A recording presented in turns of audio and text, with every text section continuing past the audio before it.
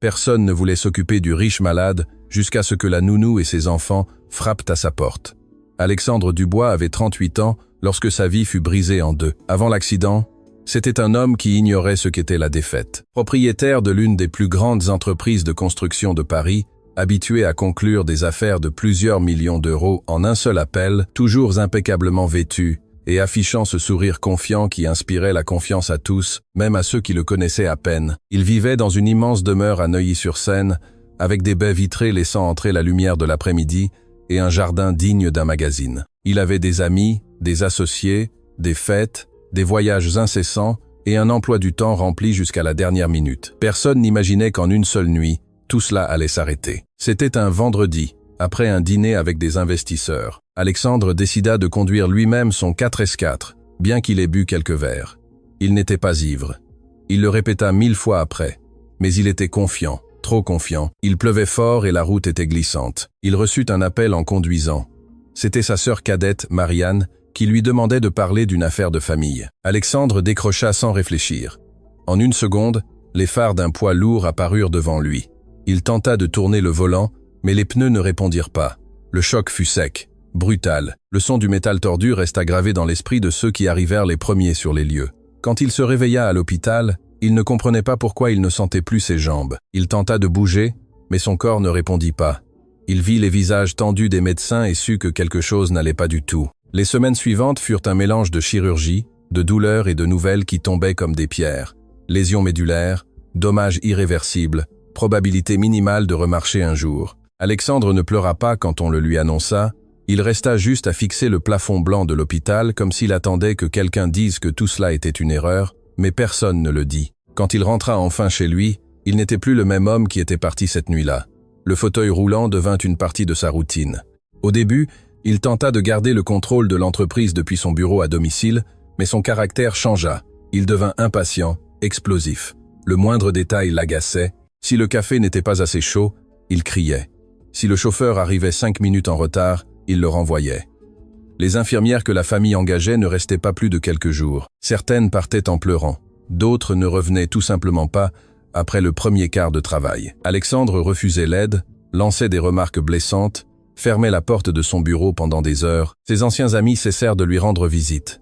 Au début, il venait chaque semaine, puis chaque mois, jusqu'à ne plus venir. Les réunions à la maison cessèrent, le jardin restait vert, mais personne n'en profitait plus. Marianne tenta de se rapprocher de lui. Mais Alexandre la blâmait en silence pour cet appel qu'il avait reçu quelques secondes avant l'accident. Il ne le lui dit jamais directement, mais son regard froid suffisait pour qu'elle comprenne. L'entreprise commença à ressentir son absence. Bien qu'il en soit toujours le propriétaire, il délégua de nombreuses décisions à son beau-frère Richard, qui s'était proposé d'aider pendant sa convalescence. Alexandre accepta, car il n'avait pas l'énergie de discuter. Chaque jour ressemblait au précédent. Se réveiller, fixer le plafond, entendre le bruit lointain de la ville et ressentir une rage qu'il ne savait où placer. Il détestait dépendre des autres pour s'habiller, pour se déplacer, pour quelque chose d'aussi simple que descendre au jardin. Il détestait voir son reflet assis, immobile. La kinésithérapie était un autre tourment. Les médecins insistaient pour qu'il essaie, mais il répondait avec sarcasme et quittait les séances prématurément. Petit à petit, il cessa d'essayer. Il se convainquit que c'était sa nouvelle vie et que rien ne la changerait. La presse, qui auparavant le recherchait pour des interviews d'affaires, publiait maintenant de brèves notes sur l'homme d'affaires paralysé. Certains parlaient de tragédie, d'autres de leçons de vie. Alexandre ne lisait rien. Il fit enlever les miroirs de la salle de sport qu'il avait chez lui parce qu'il ne supportait pas de s'y voir. Immobile, là où il s'entraînait tous les matins. Les nuits étaient pires. Le silence devenait pesant et les souvenirs du choc revenaient avec force. Le bruit du poids lourd, l'impact, l'odeur d'essence. Il se réveillait en sueur, le cœur battant. Mais le lendemain, il remettait son masque d'homme fort qui n'a besoin de personne. Au fil des mois, son caractère devint son pire ennemi. Les employés marchaient prudemment lorsqu'ils étaient près de lui. Personne ne savait quelle version d'Alexandre ils allaient rencontrer. Il pouvait rester silencieux pendant des heures et soudain exploser pour le moindre détail. La grande maison commença à se sentir vide, comme si les murs gardaient l'écho de ce qu'il avait été et qu'il n'était plus. 2 ans après l'accident, Alexandre sortait à peine de sa propriété, refusait les invitations, ignorait les appels, vivait enfermé dans une routine grise. Il avait de l'argent en abondance, mais ne trouvait de sens à rien. La seule chose qui semblait le maintenir en mouvement était la fierté. Il ne voulait pas que quiconque le voie faible.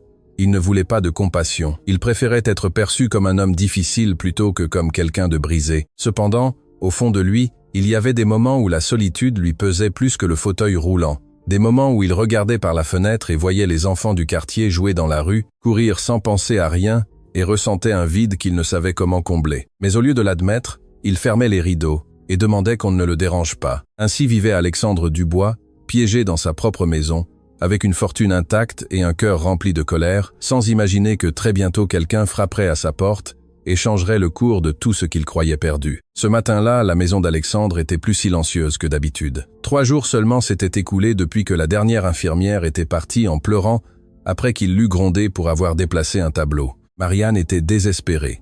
Elle avait appelé plusieurs agences, mais en entendant le nom d'Alexandre Dubois et l'adresse à Neuilly-sur-Seine, beaucoup de personnes refusaient le travail sans hésiter. Sa réputation d'homme insupportable avait déjà fait le tour de la ville. Pendant ce temps, dans un quartier beaucoup plus modeste de la banlieue parisienne, Lucie Leclerc finissait de coiffer sa fille Sophie devant un petit miroir à un coin cassé. Elle avait 30 ans, les cheveux attachés en une simple queue de cheval et des cernes qu'elle ne parvenait pas à cacher. Son fils Mathis était déjà assis à table, attendant son petit déjeuner. Lucie vérifia son téléphone pour la 5e fois. Elle avait envoyé sa candidature pour le poste d'aide-soignante sans grand espoir. Elle travaillait comme nounou à l'heure, nettoyait des maisons quand il y avait de la demande, mais ce n'était pas suffisant. Depuis la mort de son mari, Raphaël, dans un accident de voiture 2 ans auparavant, tout avait été difficile. Les dettes d'hôpital, le loyer, l'école des enfants. Ce matin-là, elle reçut l'appel inattendu. L'agence lui dit que le travail était difficile, que le patient avait mauvais caractère et que beaucoup de gens ne tenaient pas une semaine. Le salaire, cependant, était plus que ce que Lucie gagnait en un mois entier. Elle regarda ses enfants et sut qu'elle ne pouvait pas laisser passer cette opportunité. Elle leur promit que tout irait bien et les laissa chez sa voisine, Madame Dupont, avant de prendre le bus en direction de l'adresse qu'on lui avait donnée. Quand elle descendit devant l'immense maison d'Alexandre, elle sentit ses jambes trembler, la haute grille, le jardin parfait, la façade moderne qui imposait le respect. Elle arrangea sa simple blouse et sonna. Un garde ouvrit et la fit entrer sans dire grand-chose. Le sol brillait tant que Lucie eut peur de le salir avec ses chaussures usées. Marianne la reçut dans le salon. Elle lui expliqua rapidement la situation sans fioriture. « Mon frère est compliqué, dit-elle, mais il a besoin d'aide. Si tu décides de rester, je t'en serai très reconnaissante. » Lucie respira profondément et hocha la tête.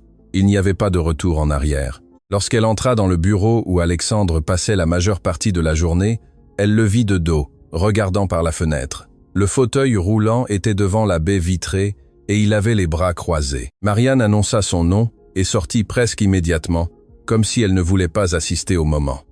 Alexandre tourna lentement son fauteuil et la regarda de haut en bas. Il ne dit pas bonjour. Il n'offrit pas de siège. Il demanda juste combien de temps elle comptait durer avant de s'enfuir comme les autres. Lucie sentit le coup de ces mots, mais ne baissa pas les yeux. Elle lui répondit qu'elle n'était pas venue pour s'enfuir, qu'elle était venue pour travailler. Alexandre laissa échapper un rire sec et lui dit que tout le monde disait la même chose le premier jour. Il lui expliqua d'un ton froid qu'il n'avait pas besoin de compassion ni de conseils, que si elle était là, c'était pour exécuter des ordres et rien de plus. Lucie hocha la tête sans discuter, s'approcha et lui demanda quelle était sa routine. Alexandre fronça les sourcils, surpris qu'elle n'essaie pas de lui parler avec pitié. Il lui dit qu'à cette heure, il consultait normalement des documents de l'entreprise et qu'il n'avait pas besoin d'aide. Elle resta debout quelques secondes, ne sachant si elle devait partir ou rester. Finalement, elle décida de ranger un peu le bureau qui était rempli de papiers en désordre. Alexandre l'observait attentivement, attendant qu'elle fasse une erreur pour la gronder. Quand elle déplaça un dossier, il éleva la voix et lui dit de ne rien toucher sans permission. Lucie s'arrêta immédiatement et lui demanda comment il préférait que tout soit rangé. Cette réponse le déconcerta un peu. Il n'était pas habitué à ce que quelqu'un lui réponde sans peur, mais sans défi non plus. Le premier accrochage fut inévitable. À l'heure du repas, Lucie apporta le plat que la cuisinière avait préparé. Alexandre en goûta à peine une bouchée et dit qu'il était froid. Elle toucha le plat et constata qu'il était chaud. Sans discuter, elle le rapporta à la cuisine et le lui ramena quelques minutes plus tard. Alexandre la regarda, s'attendant à ce qu'elle se plaigne. Elle lui demanda seulement s'il avait besoin d'autre chose. La tension était palpable, comme si le moindre mot pouvait déclencher une dispute. Dans l'après-midi, Lucie l'aida à se déplacer vers la terrasse. Le mouvement fut maladroit au début, mais elle le soutint fermement. Alexandre s'énerva quand il sentit qu'il perdait l'équilibre et lui demanda de le lâcher. Lucie ne le fit pas avant de s'assurer qu'il était stable. Il la regarda avec colère, mais aussi avec quelque chose de différent, quelque chose qu'il n'avait pas montré depuis longtemps, la surprise. Personne ne l'avait soutenu ainsi sans trembler. À la nuit tombée, Marianne revint pour demander à son frère ce qu'il pensait de la nouvelle aide-soignante. Alexandre répondit qu'elle était comme les autres, qu'il ne fallait pas se faire d'illusions. Mais quand Lucie lui dit au revoir en annonçant qu'elle reviendrait le lendemain à 8 heures, il ne lui dit pas de ne pas revenir. Cette petite différence ne passa pas inaperçue pour Marianne. Dehors, alors qu'elle marchait vers l'arrêt de bus, Lucie sentit le poids de la journée sur ses épaules. Cela n'avait pas été facile. Alexandre était plus dur qu'elle ne l'imaginait, mais elle avait aussi vu quelque chose dans son regard quand elle l'avait aidé sur la terrasse. Ce n'était pas seulement de la colère, c'était de la peur, c'était de la frustration. C'était un homme qui ne savait pas comment vivre dans ce corps qui ne lui répondait plus. Lucie pensa à ses enfants et au salaire qu'on lui avait promis. Elle pensa à Raphaël et à la façon dont la vie change sans prévenir. Elle se promit de tenir bon, de ne pas céder au premier cri. Pendant ce temps, dans la grande maison, Alexandre resta à fixer la porte par où elle était partie. Il ne comprenait pas pourquoi cette femme n'avait pas réagi comme les autres. Elle ne l'avait pas plaint, n'avait pas tenté de lui faire de grands discours, ne s'était pas enfuie quand il avait élevé la voix. Il se dit que peu importait, qu'elle partirait comme toutes les autres dans quelques jours. Mais cette nuit-là, quand le silence remplit à nouveau la maison, il pensa pour la première fois depuis longtemps que être quelqu'un était entré sans peur de le voir tel qu'il était vraiment. Et cela, même s'il ne voulait pas l'admettre, le laissa inquiet. Les premiers jours de Lucie dans la maison d'Alexandre furent comme marcher sur du verre. Chaque matin, elle arrivait ponctuellement, les cheveux attachés et un petit carnet où elle notait les horaires, les médicaments et tout détail qui pourrait l'aider à ne pas faire d'erreur. Alexandre était déjà réveillé quand elle entrait dans le bureau. Parfois, il faisait semblant de ne pas la voir. D'autres fois, il la regardait directement, comme s'il cherchait une raison de lui dire de ne pas revenir. L'atmosphère était lourde dès le matin. Si Lucie ouvrait les rideaux pour laisser entrer la lumière, il disait que la clarté le dérangeait. Si elle les laissait fermer, il demandait pourquoi la maison ressemblait à une grotte.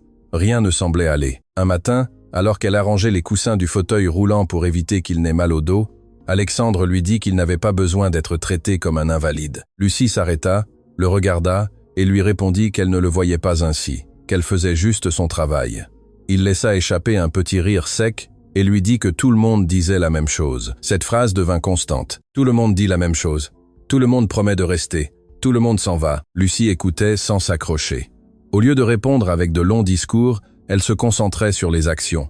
Elle lui apportait le café comme il l'aimait, fort et sans sucre. Elle apprit rapidement où il rangeait chaque document. Elle remarqua que, bien que cela semblât désordonné, il avait son propre système. Elle se rendit également compte qu'Alexandre passait beaucoup de temps à regarder le jardin sans rien dire. Un jour, elle décida de lui demander s'il voulait sortir un moment. Il répondit qu'il n'était pas un spectacle pour qu'on le promène. Lucie n'insista pas. Elle dit juste que l'air frais aide parfois quand on a mal à la tête. Cet après-midi-là, sans la regarder, Alexandre accepta. Le déplacement fut inconfortable.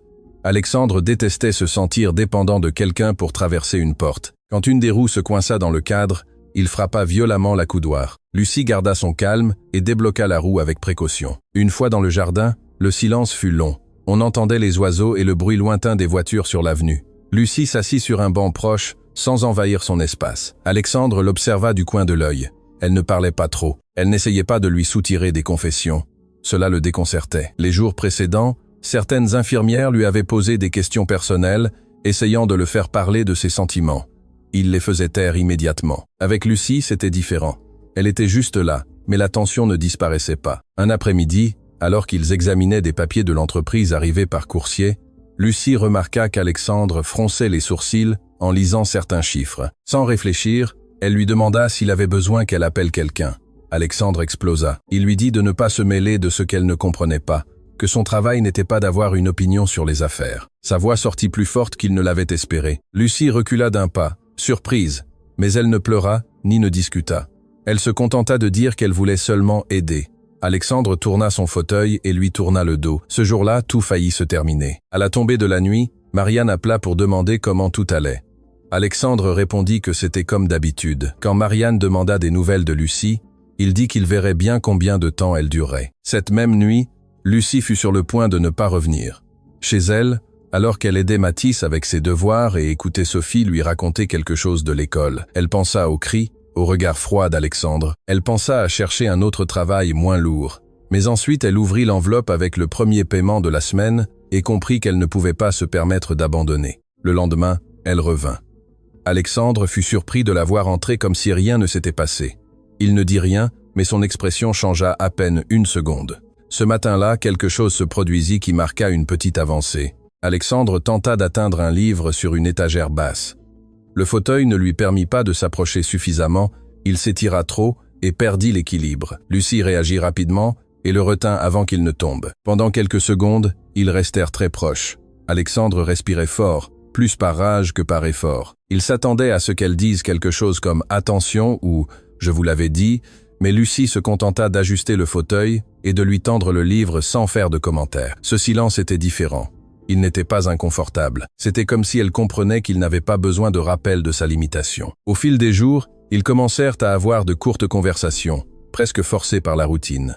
Alexandre demanda pourquoi une femme de son âge faisait un travail si difficile. Lucie répondit qu'elle avait 2 enfants et beaucoup de factures à payer. Elle ne donna pas plus de détails. Il ne posa pas de questions sur le père des enfants, même s'il y pensa. Un après-midi, alors qu'ils attendaient le kinésithérapeute, qui partait presque toujours tôt parce qu'Alexandre annulait les séances, Lucie lui raconta qu'elle avait déjà travaillé comme nounou dans une maison où les enfants ne la laissaient pas s'asseoir une minute.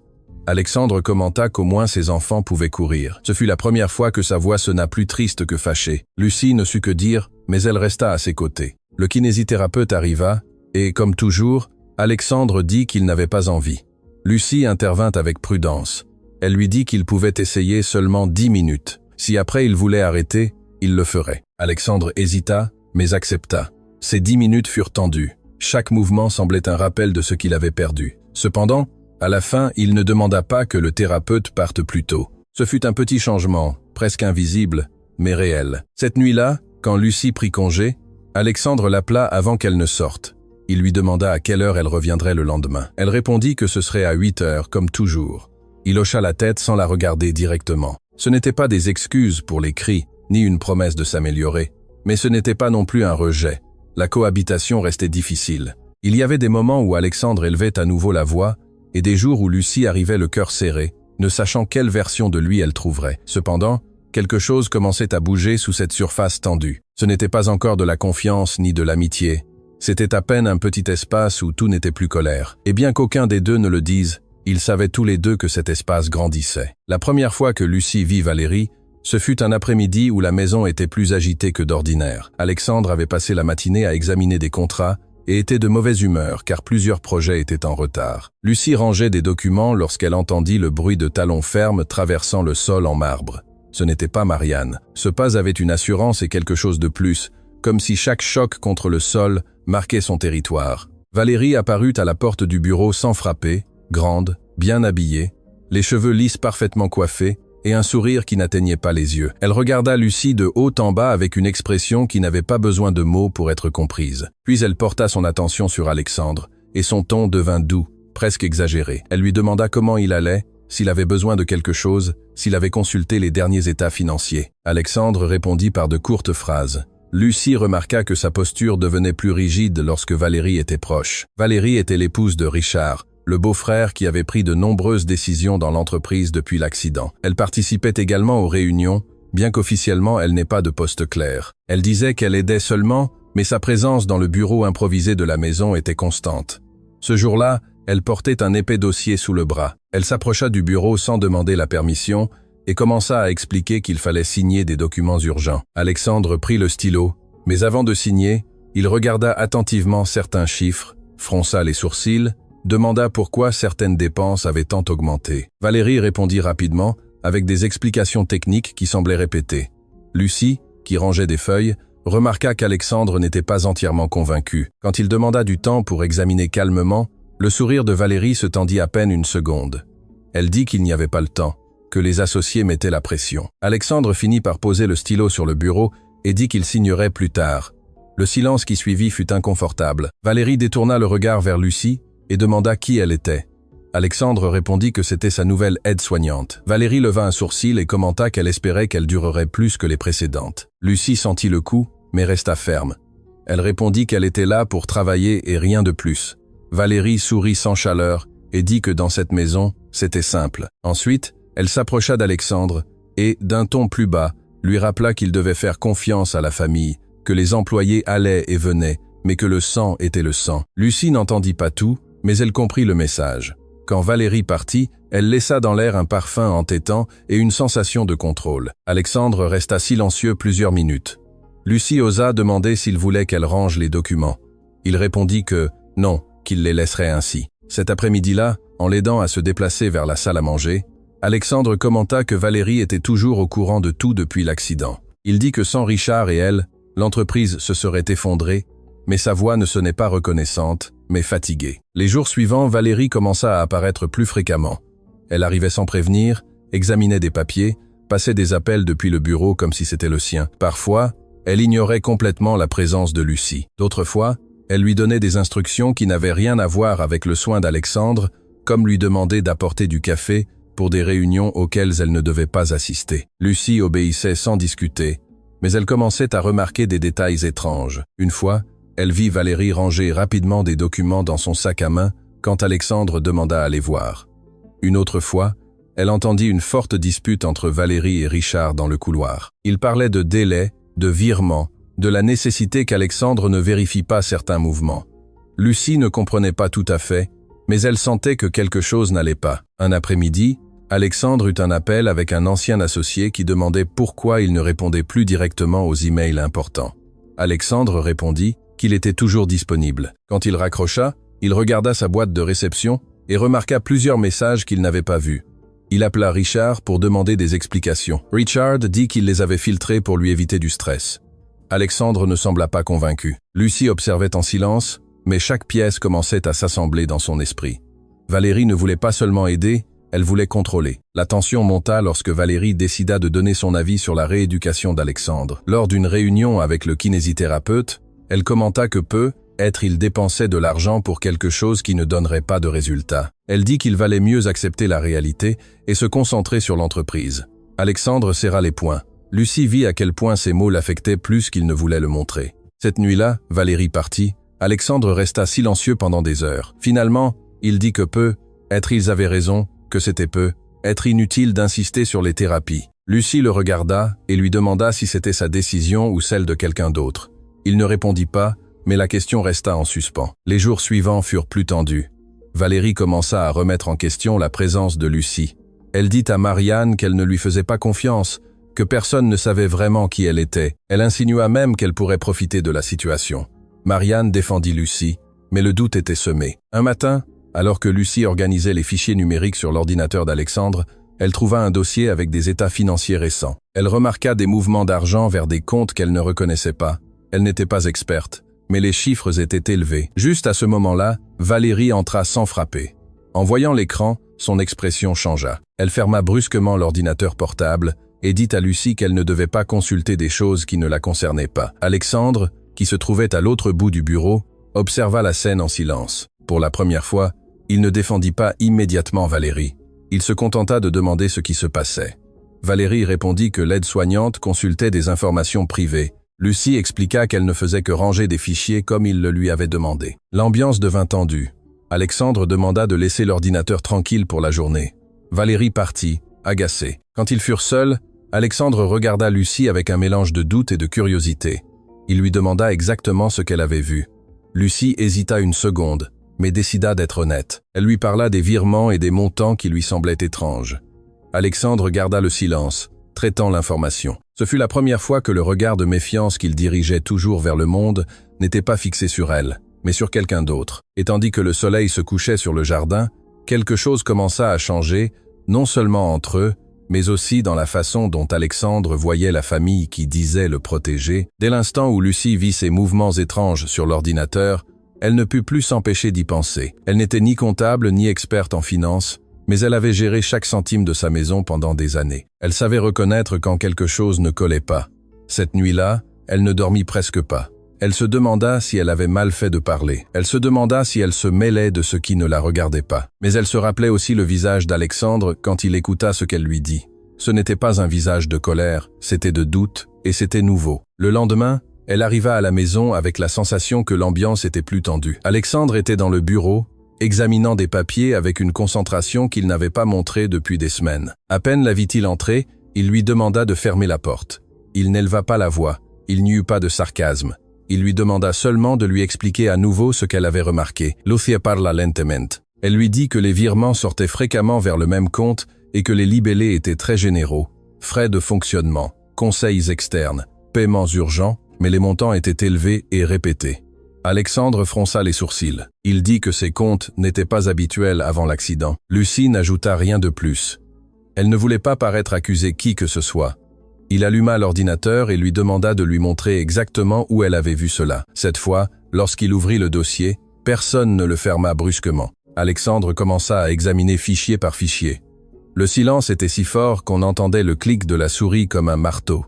Après quelques minutes, il prit le téléphone et appela Richard. Il lui demanda de venir cet après-midi même avec tous les états financiers détaillés. Sa voix était ferme, différente de celle des semaines précédentes. Lucie remarqua ce changement. C'était comme si quelque chose en lui s'était activé. Avant l'arrivée de Richard, Valérie apparut la première. Elle entra avec cette assurance qui était déjà habituelle. Elle dit qu'elle avait entendu qu'Alexandre voulait revoir les comptes. Elle essaya de paraître calme, mais on la sentait tendue. Elle expliqua que tout était sous contrôle, qu'il n'était pas nécessaire de se méfier de la famille. Alexandre la regarda sans ciller. Il lui dit que vérifier les chiffres n'était pas se méfier. C'était son droit en tant que propriétaire. Valérie serra les lèvres, regarda Lucie comme si elle savait d'où venait l'inquiétude. Ce regard était clair. Elle la désignait sans mots. Quelques heures plus tard, Richard arriva avec plusieurs dossiers. Le bureau se transforma en une sorte de salle d'interrogatoire.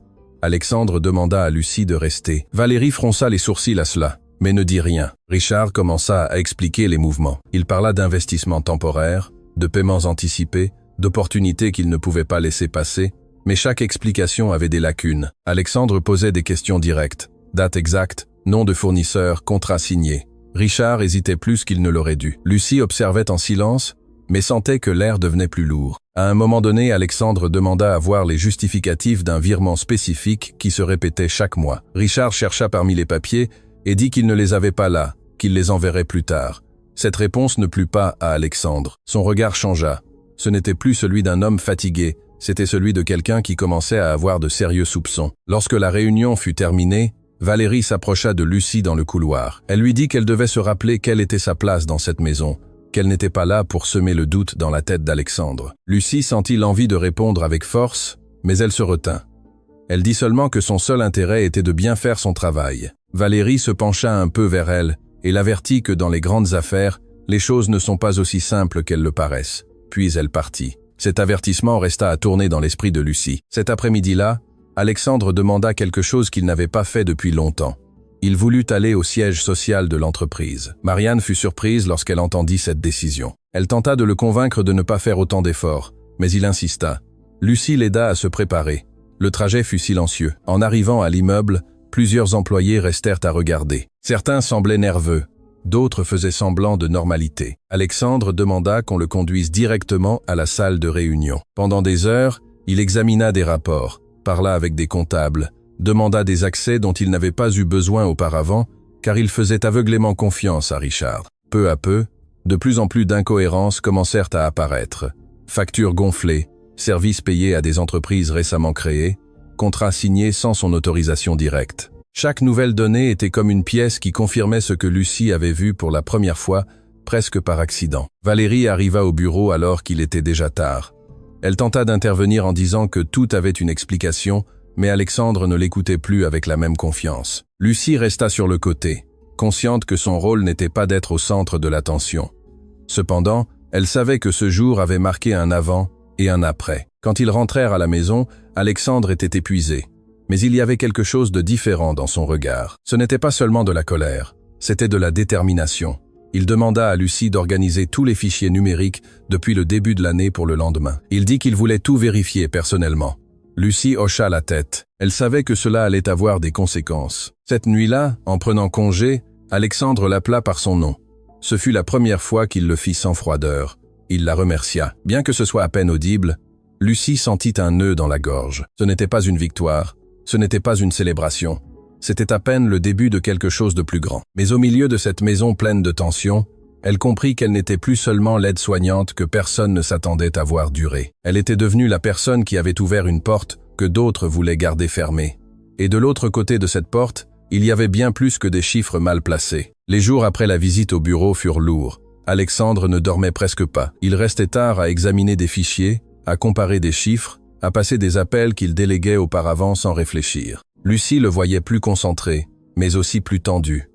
La pression lui faisait payer un lourd tribut. Il goûtait à peine la nourriture et refusait de se reposer. Marianne tentait de le convaincre de se calmer, mais il était décidé à comprendre ce qui s'était passé avec son entreprise pendant qu'il était enfermé dans sa propre rage. Valérie, en revanche, apparaissait moins à la maison, mais quand elle le faisait, son sourire semblait plus forcé. L'atmosphère était chargée. Un après-midi, alors que Lucie organisait les documents dans le bureau, Alexandre commença à respirer différemment. Au début, c'était léger, comme s'il était fatigué. Elle leva les yeux et remarqua que son visage était plus pâle que la normale. Elle lui demanda s'il se sentait bien. Il répondit que oui, que c'était juste un peu mal à la tête. Il tenta de continuer à lire, mais sa main commença à trembler. Lucie laissa ce qu'elle faisait et s'approcha. Sa respiration devint rapide et désordonnée. Alexandre serra sa poitrine d'une main, comme si quelque chose l'oppressait de l'intérieur. Lucie sentit une bouffée de peur dans l'estomac, mais elle ne perdit pas de temps. Elle appela immédiatement le médecin traitant tout en essayant de maintenir Alexandre conscient. Il essayait de dire qu'il allait bien, qu'elle n'exagérait pas, mais la sueur sur son front disait autre chose. Lucie l'aida à s'allonger sur le canapé. Elle lui releva un peu les jambes, comme on le lui avait appris en premier secours, et lui parlait calmement pour qu'il ne se laisse pas emporter par la panique. Les minutes semblaient éternelles. Marianne arriva en courant lorsqu'elle entendit le tumulte. Voir son frère ainsi la laissa paralysée un instant. Le médecin arriva peu après et examina Alexandre rapidement. Il dit que cela ressemblait à une forte crise d'angoisse combinée à un épuisement extrême, mais qu'il devait l'emmener à l'hôpital pour écarter quelque chose de plus grave. L'ambulance arriva avec des gyrophares qui rompirent le calme de la rue. Alors qu'on le montait, Alexandre chercha Lucie du regard. Il ne dit rien, mais ses yeux reflétaient quelque chose de différent de la colère habituelle. C'était une peur réelle. À l'hôpital, les examens confirmèrent qu'il n'y avait pas de problème cardiaque grave, mais un niveau de stress très élevé. Le médecin fut clair. S'il continuait ainsi, cela pourrait se compliquer. Il lui recommanda de ralentir le rythme, de mieux dormir et de ne pas tout porter seul. Alexandre écoutait en silence. Il ne discuta pas. C'était déjà étrange. Lucie resta dans la salle d'attente pendant que Marianne parlait avec le médecin. Elle pensa à ses enfants, à ce que cela aurait été de perdre Raphaël et de rester avec tant de questions. Voir Alexandre vulnérable remua quelque chose en elle. Ce n'était pas de la pitié, c'était reconnaître que derrière l'homme difficile, il y avait quelqu'un qui était aussi effrayé. Quand on le conduisit dans une chambre d'observation, Lucie entra doucement. Alexandre était plus calme, connecté à des moniteurs. Il la regarda, et cette fois, il n'y eut pas de sarcasme. Il lui dit qu'il détestait se sentir faible. Lucie s'approcha et lui répondit que n'importe qui à sa place serait épuisé, que ce n'était pas de la faiblesse, c'était trop de charges accumulées. Il garda le silence quelques secondes, puis il admit que depuis l'accident, il n'avait pas vraiment eu le temps de digérer quoi que ce soit. D'abord la douleur physique, puis la rage, ensuite l'entreprise. Il ne s'était jamais permis de s'arrêter. Cette confession ne fut ni longue ni dramatique, mais elle fut honnête. Lucie ne lui fit pas de grands discours. Elle lui dit juste qu'il n'avait pas à tout résoudre en un jour et que demander de l'aide ne le rendait pas moins capable. Alexandre ferma les yeux un instant. Il semblait l'écouter vraiment. Cette nuit-là, il resta hospitalisé. Marianne dut rentrer chez elle, se reposer quelques heures et Lucie proposa de rester. Ce n'était pas strictement son travail, mais elle ne voulut pas le laisser seul. Au milieu de la nuit, Alexandre se réveilla agité par un cauchemar. Sa respiration s'accéléra à nouveau.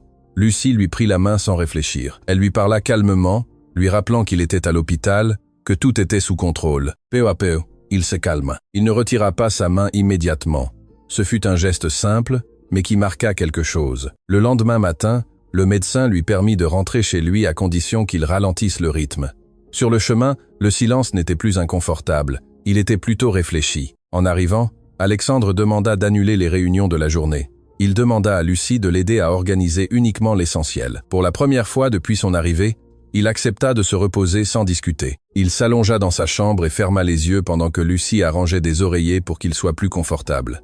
Avant de sortir, il l'appela. Il la remercia de ne pas avoir perdu son calme. Il dit que si elle n'avait pas agi rapidement, peut-être tout aurait été pire. Lucie sourit légèrement et répondit qu'elle n'avait fait que ce que n'importe qui ferait. Alexandre secoua la tête. Il savait que n'importe qui ne serait pas resté. Cette crise médicale changea la dynamique entre eux. Elle n'élimina pas les problèmes ni la tension avec Valérie, mais elle brisa une barrière. Alexandre cessa de la voir seulement comme une employée. Il commença à lui faire confiance, sachant que lorsque les choses échapperaient à tout contrôle, elle ne s'enfuirait pas. Et Lucie, le voyant vulnérable sur un lit d'hôpital, comprit que derrière le caractère difficile, il y avait un homme qui portait trop de peur et de colère depuis trop longtemps, sans le dire à voix haute. Après la crise à l'hôpital, quelque chose changea chez Alexandre. Ce ne fut pas un grand changement du jour au lendemain, mais une fissure dans le mur qu'il construisait depuis 2 ans. Il commença à dormir un peu plus, à accepter les horaires recommandés par le médecin et à réduire les heures passées devant l'ordinateur. Lucie remarqua qu'il ne réagissait plus avec la même fureur pour le moindre détail. Il restait exigeant, mais il y avait des moments où il semblait plus disposé à parler. Un après-midi, alors que le ciel était nuageux et que la maison semblait plus silencieuse que d'habitude, Alexandre demanda à sortir dans le jardin. Lucie l'aida avec précaution et le conduisit jusqu'à l'endroit où se trouvait un grand arbre qui donnait de l'ombre. Ils restèrent là à écouter le vent agiter les feuilles. Plusieurs minutes s'écoulèrent sans que l'un ou l'autre ne dise rien. Soudain, Alexandre parla sans la regarder. Il dit qu'il n'avait jamais raconté à personne ce qui s'était réellement passé la nuit de l'accident. Lucie répondit immédiatement, elle se contenta de s'asseoir sur le banc et d'attendre. Il respira profondément et commença. Il raconta que cette nuit-là, non seulement il avait bu quelques verres, mais il était aussi distrait par une discussion avec Richard.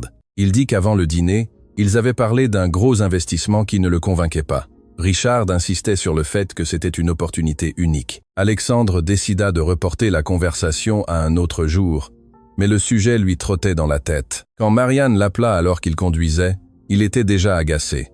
Il décrocha plus par impulsion que par nécessité. Pendant qu'il parlait avec elle, il vit les phares du poids lourd trop tard. Il dit qu'il pouvait encore entendre le son de l'impact chaque fois qu'il fermait les yeux. Sa voix ne tremblait pas, mais elle était plus basse. Lucie l'écoutait sans l'interrompre. Alexandre confessa que pendant des mois, il avait blâmé Marianne pour cet appel, bien qu'au fond de lui, il sut que la décision de répondre était la sienne. Il dit aussi que parfois il se demandait si l'accident n'était que de la malchance, ou si quelque chose d'autre avait influencé. Cette dernière phrase alerta Lucie. Il expliqua que l'expertise officielle parlait de pluie et d'excès de vitesse, mais qu'il y avait des détails qui ne lui avaient jamais semblé corrects. Par exemple, il se rappela qu'il y a quelques jours, il avait remarqué que les freins du 4x4 semblaient différents.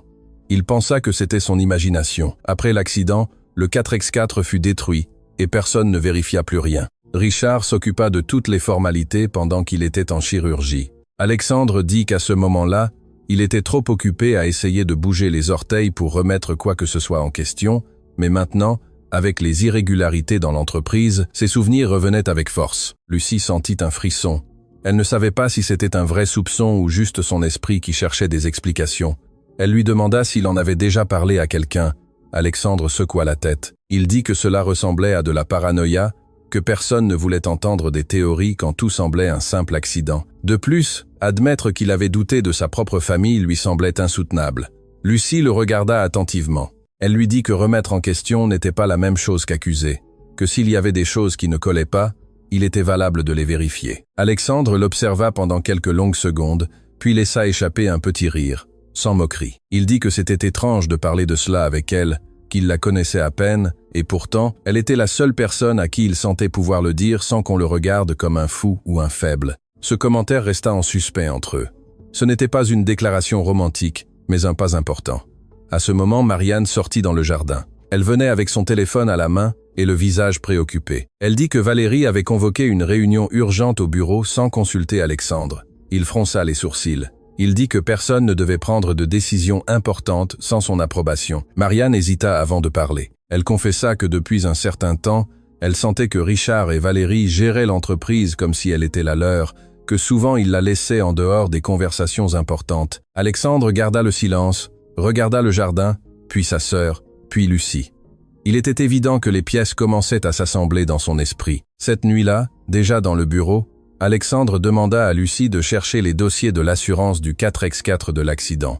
Il voulait tout vérifier depuis le début. Pendant qu'elle cherchait dans les dossiers physiques qui étaient rangés dans un tiroir oublié, il parlait plus que d'habitude. Il admit que le jour du choc, il avait senti que la pédale de frein avait répondu une seconde trop tard. Il dit que c'était peu, être juste la peur, mais qu'il ne pouvait pas l'ignorer. Lucie trouva le dossier d'assurance et le lui remit. Alexandre commença à lire chaque feuille attentivement. Il y avait des rapports techniques, des photos du véhicule, des déclarations, rien ne semblait anormal à première vue. Cependant, il manquait un rapport mécanique détaillé. Alexandre fronça les sourcils. Il se souvenait que l'assureur devait en faire un. Il chercha parmi les papiers et ne le trouva pas. Cette absence déclencha quelque chose en lui. Ce n'était la preuve de rien, mais c'était une pièce manquante. Lucie remarqua comment son regard se durcissait, non pas avec une rage incontrôlée, mais avec détermination. Elle lui demanda ce qu'il pensait faire. Alexandre répondit qu'il vérifierait d'abord si ce rapport existait, et si c'était le cas, pourquoi il n'était pas dans le dossier. Il ne parla pas d'accusation ni de coupable, seulement de chercher des réponses. Avant que Lucie ne parte cette nuit-là, Alexandre l'arrêta une fois de plus. Il lui dit que pendant 2 ans, il avait vécu convaincu que sa vie était finie par sa faute, que c'était peu être le cas, mais qu'il avait besoin d'en être sûr. Il la remercia de l'avoir écoutée sans juger. Lucie lui répondit que parfois le plus difficile n'est pas la vérité, mais d'oser la regarder. Il la regarda en silence, comme s'il voyait autre chose que son aide-soignante. Et tandis que la maison retrouvait son calme, cette confession sur l'accident cessa d'être un souvenir gardé et devint le début d'un doute qui pouvait tout changer.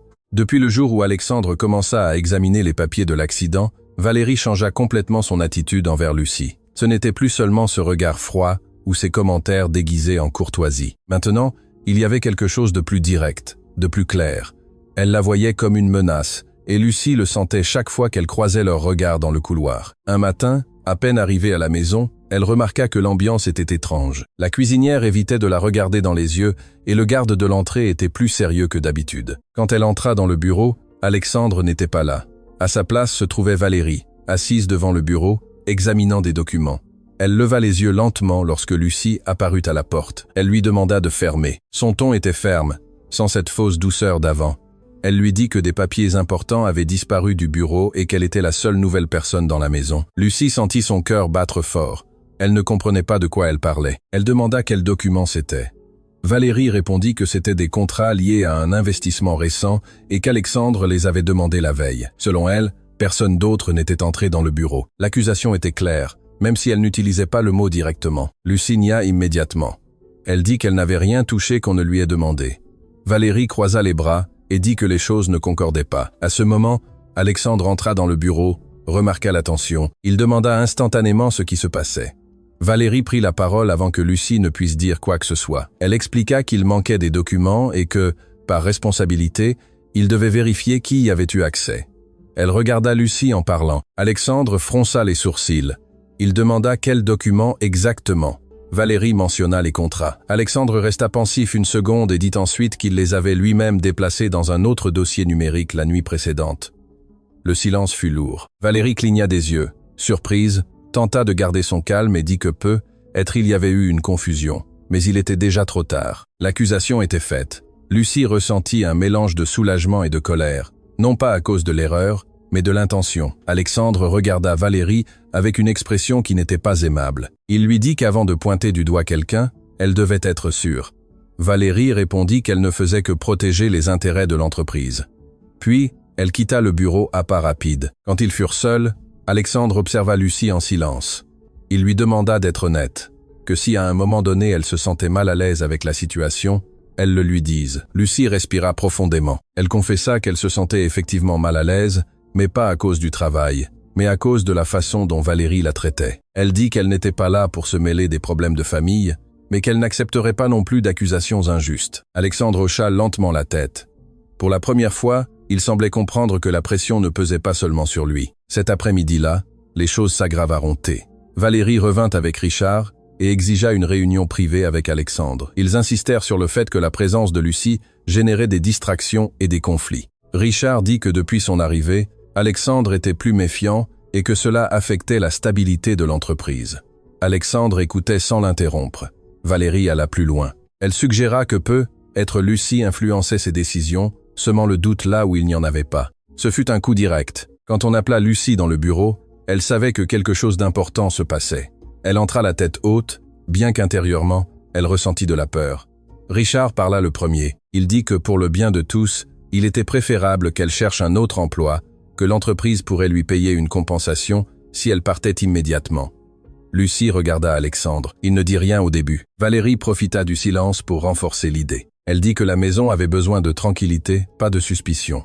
Lucie sentit sa gorge se serrer, mais elle n'allait pas pleurer. Elle expliqua qu'elle n'avait jamais manqué à son travail, qu'elle avait toujours été transparente et que s'il voulait la licencier, elle l'accepterait, mais pas sous de fausses accusations. Alexandre leva la main pour arrêter la discussion. Sa voix fut claire. Il dit que la décision de savoir qui travaillait dans sa maison était la sienne uniquement. Il regarda Richard et Valérie directement. Il assura que Lucie ne partirait nulle part. Le silence fut lourd. Valérie tenta de répliquer, mais Alexandre ne la laissa pas faire. Il dit que si quelqu'un créait de la méfiance, ce n'était pas la personne qui faisait simplement son travail. Richard serra les lèvres et prit Valérie par le bras pour sortir du bureau avant que la discussion ne dégénère davantage. Quand la porte se referma, Lucie laissa échapper l'air qu'elle retenait. Alexandre s'appuya sur le fauteuil, épuisé. Il lui demanda pardon de l'avoir exposée à cela.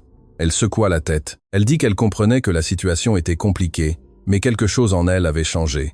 Elle n'était plus seulement l'aide-soignante qui avait besoin de l'emploi. Maintenant, elle était au milieu d'une bataille qu'elle n'avait pas cherchée. Cette nuit-là, en quittant la maison, elle remarqua que le garde évitait de la regarder à nouveau.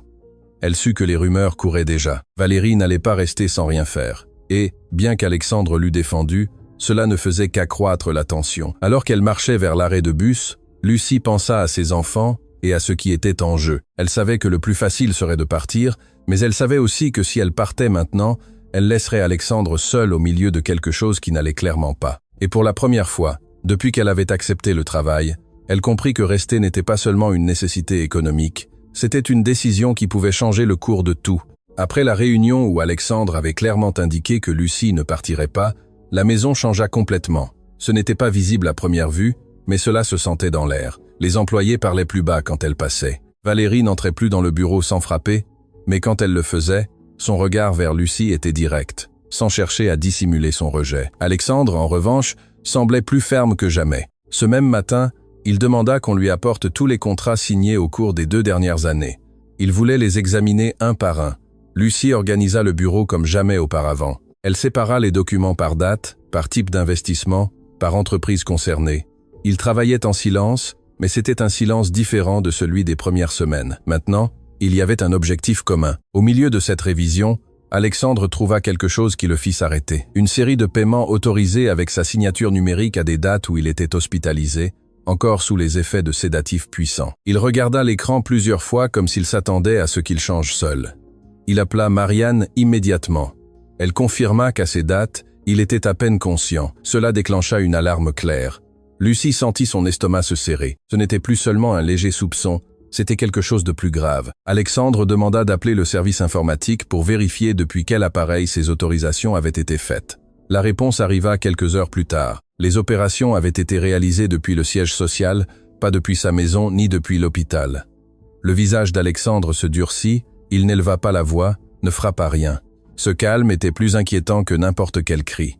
Cet après-midi-là, Valérie apparut de nouveau. Cette fois, elle adopta un ton plus calculé. Elle dit qu'elle avait entendu qu'il vérifiait les signatures numériques et que c'était être une erreur technique. Alexandre la laissa parler. Quand elle eut fini, il lui montra la date et l'heure exacte d'une des autorisations.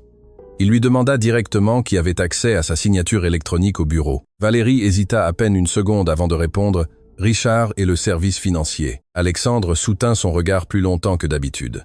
Il lui dit qu'il allait demander un audit externe indépendant. Ce mot tomba comme une bombe. Valérie tenta de le dissuader. Elle dit que cela enverrait un message négatif aux associés, que cela générerait de la méfiance, mais Alexandre n'était plus disposé à reculer. Quand Valérie partit en claquant la porte plus fort que nécessaire, Lucie resta debout devant le bureau. Elle ne savait pas si elle devait dire quelque chose ou non. Alexandre fut le premier à rompre le silence. Il lui dit que si elle n'avait pas insisté pour vérifier les fichiers ce jour-là, peut-être qu'il n'aurait jamais rien remarqué. Lucie secoua la tête. Elle lui rappela que la décision d'enquêter était la sienne. Il la regarda avec une expression mêlant respect et quelque chose de plus doux. Cette nuit-là, alors qu'ils organisaient les derniers documents, Alexandre lui posa une question personnelle pour la première fois. Il lui demanda comment elle avait fait face à la mort de son mari. La question la prit par surprise. Lucie mit quelques secondes à répondre. Elle raconta qu'au début, elle ne savait même pas comment se lever du lit, qu'elle ressentait de la rage, de la culpabilité et de la peur tout en même temps, mais qu'elle avait ses enfants qui la regardaient tous les jours en attendant qu'elle continue. Cela l'obligeait à bouger même si elle n'avait pas la force. Alexandre écoutait sans l'interrompre. Puis il dit qu'il n'avait pas d'enfant pour le regarder ainsi, que c'était être pour cela qu'il s'était permis de rester bloqué si longtemps. Lucie lui répondit que ce n'était pas une question d'avoir des enfants, mais de décider de se relever pour soi-même. Ce commentaire ne fut pas une leçon, ce fut une simple vérité. Il hocha lentement la tête. Le lendemain arriva le premier rapport préliminaire de l'audit. Il confirmait d'importantes irrégularités dans plusieurs opérations. Certains virements étaient liés à des sociétés écrans. Alexandre lut chaque ligne attentivement, ne dit rien pendant plusieurs minutes. Puis il demanda de convoquer Richard pour le lendemain.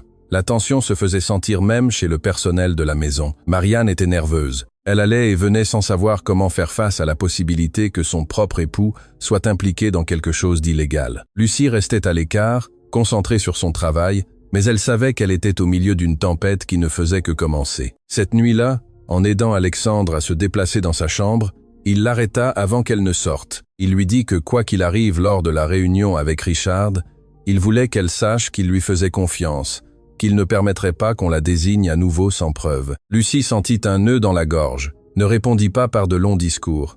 Elle dit juste « merci » et sortit. En fermant la porte, elle s'appuya contre le mur un instant. Elle réalisa que, sans le chercher, elle était devenue quelqu'un d'important dans la vie de cet homme qui au début pouvait à peine la regarder sans colère. Et maintenant, avec l'audit sur la table et une confrontation familiale sur le point d'exploser, la confiance qu'Alexandre venait de lui accorder n'était pas seulement un geste aimable, c'était une déclaration claire qu'il n'était plus seul dans ce combat. Le matin suivant, à l'arrivée du rapport d'audit, commença par un silence pesant dans la maison. Alexandre parla à peine pendant le petit déjeuner. Il avait le regard fixé sur un point qui n'était pas là, comme s'il repassait chaque chiffre dans sa tête. Lucie remarquait que malgré le calme extérieur, intérieurement il livrait une bataille. La réunion avec Richard aurait lieu dans quelques heures, mais avant cela, quelque chose d'inattendu se produisit. Le kinésithérapeute arriva ponctuellement. Comme chaque mardi et jeudi, pendant des semaines, ses séances avaient été brèves et tendues. Alexandre annulait au milieu, ou refusait simplement d'essayer de nouveaux exercices. Mais ce jour-là fut différent. Quand le thérapeute demanda s'il travaillerait comme d'habitude, Alexandre répondit qu'il voulait essayer quelque chose de plus exigeant. Lucie leva les yeux, surprise. Le thérapeute hésita un instant et expliqua ensuite qu'il pouvait essayer des exercices pour renforcer le tronc et améliorer l'équilibre. Il ne promettait pas de miracle, mais de petits progrès s'il y avait de la constance. Alexandre hocha la tête sans sarcasme. La séance commença par des mouvements de base. Lucie se plaça sur le côté, prête à aider si nécessaire. L'effort se lisait sur le visage d'Alexandre. Chaque répétition lui coûtait. La sueur apparut sur son front, mais il ne demanda pas d'arrêter. À un moment donné, le thérapeute suggéra d'essayer de se tenir quelques secondes, appuyé sur des barres parallèles spéciales qui avaient été installées des semaines auparavant et qui étaient presque inutilisées. Alexandre regarda les barres comme si c'était un défi personnel. Lucie sentit un nœud dans l'estomac. Elle savait que cette tentative pouvait se terminer par une frustration. Avec l'aide du thérapeute et la sienne, Alexandre se mit en position. Ses mains serrèrent fermement les barres. Le thérapeute compta jusqu'à 3 et, avec un appui, Alexandre souleva légèrement le poids de son corps. Il n'était pas complètement debout, mais il n'était pas non plus totalement assis. Ce fut une seconde à peine, puis une autre. Ses bras tremblaient. Lucie voyait dans ses yeux quelque chose qu'elle n'avait pas vu depuis son arrivée dans cette maison. De la détermination sans colère. Quand il se rassit, il respirait fort. Il ne sourit pas, mais ne maudit pas non plus la tentative. Il demanda de recommencer. Ils essayèrent plusieurs fois. Il ne réussit pas à tenir longtemps, mais chaque tentative fut un petit progrès. À la fin de la séance, le thérapeute dit que s'il continuait ainsi, il pourrait travailler avec un programme plus intensif. Alexandre hocha la tête, épuisé, mais concentré. Cette décision n'était pas le fruit du hasard. Lucie le savait. La révision de l'entreprise, les doutes sur l'accident, la trahison possible de quelqu'un de proche, tout cela le remuait intérieurement. C'était comme si reprendre le contrôle de sa vie ne concernait pas seulement l'argent ou les documents, mais aussi son propre corps. Après la thérapie, Alexandre demanda quelques minutes seul avec Lucie. Il lui dit que pendant 2 ans, il s'était convaincu qu'essayer de remarcher était une perte de temps, qu'il préférait se concentrer sur l'entreprise car au moins là, il sentait qu'il pouvait gagner quelque chose. Mais maintenant, il comprenait que s'il allait affronter ce qu'il découvrait, il devait être fort dans tous les sens du terme. Lucie l'écouta attentivement. Elle ne lui dit pas que tout serait facile. Elle lui répondit seulement que les petits progrès comptent aussi. Plus tard, Richard arriva pour la réunion. La tension était évidente dès qu'il franchit la porte. Alexandre le reçut dans le bureau avec le rapport d'audit sur la table. Lucie resta à proximité, organisant des papiers, mais sans intervenir. La conversation commença formelle, mais devint rapidement directe. Alexandre montra les irrégularités, les signatures numériques, les sociétés écrans. Richard tenta d'expliquer chaque point, mais ses réponses n'étaient plus aussi assurées qu'avant. Quand Alexandre mentionna la possibilité d'une plainte formelle, s'il n'y avait pas d'explication claire, Richard perdit son calme pour la première fois. Il dit qu'il avait tout fait en pensant à protéger l'entreprise pendant qu'il était incapable. Ce mot alluma quelque chose chez Alexandre. Incapable. Le silence qui suivit fut lourd. Alexandre lui dit qu'être en fauteuil roulant ne signifiait pas être hors-jeu, qu'il ne lui avait jamais donné la permission d'utiliser sa signature sans autorisation directe. Richard évita son regard. La réunion se termina sans solution claire, mais avec un avertissement ferme. Alexandre exigea un accès total à tous les comptes et annonça que l'audit se poursuivrait jusqu'au bout. Quand Richard partit, la maison resta dans un silence inconfortable. Marianne était dévastée. Elle ne voulait pas croire que son mari puisse avoir franchi cette ligne. Lucie, de sa place, comprenait que le conflit ne faisait que commencer. Cet après-midi-là, contre toute attente, Alexandre demanda à répéter certains exercices du matin, même sans le thérapeute. Lucie l'aida à se placer devant les barres. Cette fois, il réussit à se maintenir une seconde de plus qu'avant. Ce fut minime, presque imperceptible pour quelqu'un qui regardait de loin, mais pour lui cela signifiait quelque chose d'énorme. Quand il se rassit, sa respiration tremblait. Lucie s'agenouilla devant lui pour s'assurer qu'il allait bien. Leurs regards se rencontrèrent à la même hauteur. Il n'y eut pas de grands mots, juste une certitude partagée. Il commençait à se battre vraiment, non seulement contre la trahison qui l'entourait, mais aussi contre l'idée que sa vie avait pris fin cette nuit-là, sous la pluie. Et tandis que le soleil commençait à se coucher derrière les fenêtres de la maison, Alexandre ne semblait plus l'homme qui attendait que tout se résolve seul. Maintenant, il était décidé à récupérer ce qu'il sentait qu'on lui avait enlevé, pas à pas, même si chaque pas dépendait encore de barres et d'une force qui commençait à peine à revenir. Le changement d'Alexandre, qui se mettait debout, ne se remarquait pas seulement dans l'entreprise ou en thérapie, il commença aussi à se manifester par de petits détails qui n'existaient pas auparavant. Un après-midi, alors que Lucie organisait son départ pour rentrer chez elle, elle reçut un appel de la voisine qui gardait Mathis et Sophie. Elle lui dit qu'elle avait une urgence familiale et qu'elle ne pourrait pas garder les enfants ce soir-là. Lucie sentit que le monde basculait sous ses pieds. Elle n'avait personne d'autre à appeler. Elle hésita quelques secondes avant de frapper à la porte du bureau. Alexandre leva les yeux quand elle entra. Il remarqua immédiatement que quelque chose n'allait pas. Lucie expliqua la situation rapidement, presque avec honte. Elle dit que si c'était nécessaire, elle partirait immédiatement, mais que être le lendemain, elle devrait trouver une solution plus permanente. Alexandre l'écouta en silence, puis il fit quelque chose qui la laissa sans voix. Il lui dit qu'elle pouvait amener les enfants à la maison cet après-midi même. Lucie ouvrit les yeux, surprise. Elle tenta de dire qu'elle ne voulait pas déranger, que ce n'était pas professionnel de mélanger les choses. Mais Alexandre insista. Il dit que la maison était suffisamment grande et que cela ne le dérangeait pas. En réalité, il observait depuis longtemps qu'elle partait toujours en courant sans regarder en arrière, comme si sa vie était une course constante. Cette nuit-là, Mathis et Sophie franchirent le portail de la maison avec un mélange de peur et de curiosité. Mathis, 9 ans, essayait de paraître courageux. Sophie, 6 ans, s'accrochait à la main de sa maman. Alexandre les reçut dans le salon. Il était dans son fauteuil roulant avec une posture plus droite que d'habitude.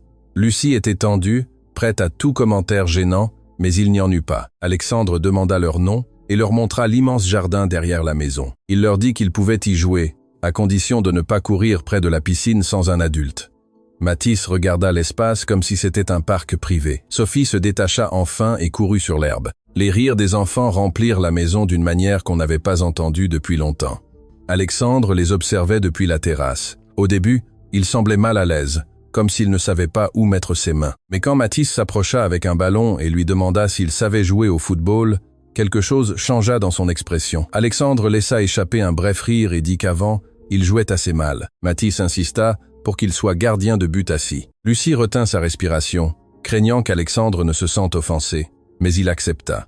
Ils se placèrent devant un petit but improvisé avec des pots de fleurs. Mathis tirait doucement, et Alexandre tentait d'arrêter le ballon avec ses mains. Ce n'était pas un jeu parfait, mais c'était réel.